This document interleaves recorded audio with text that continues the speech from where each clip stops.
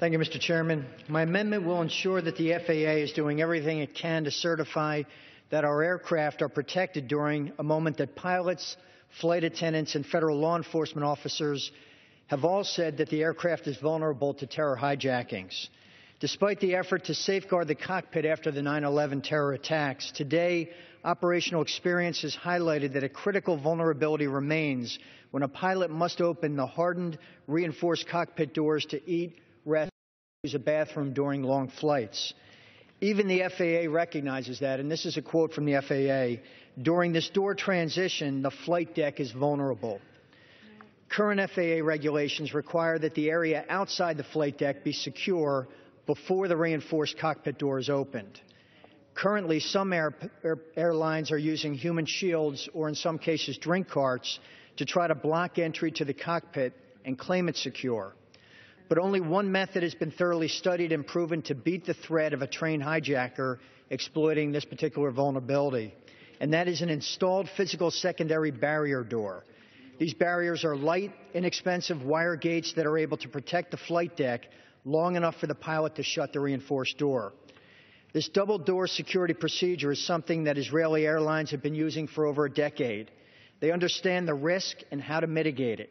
And a Cato study has shown these secondary barrier doors to be the most cost-effective way to protect the cockpit door when the reinforced door is opened.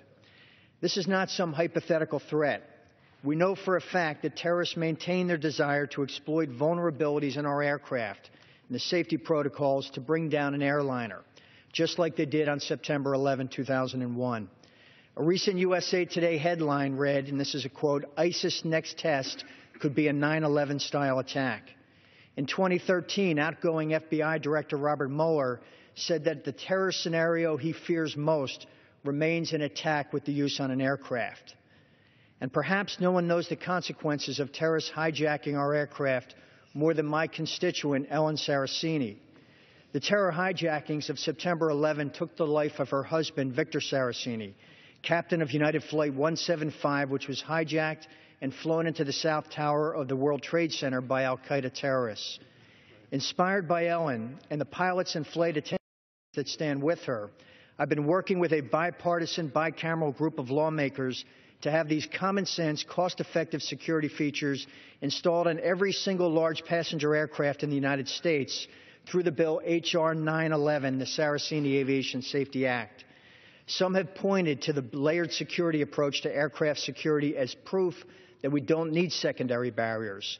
But one only needs to read current headlines to see the huge gap in our layered security. As we recently learned, undercover agents, we saw this week, were able to get weapons past the TSA 95% of the time.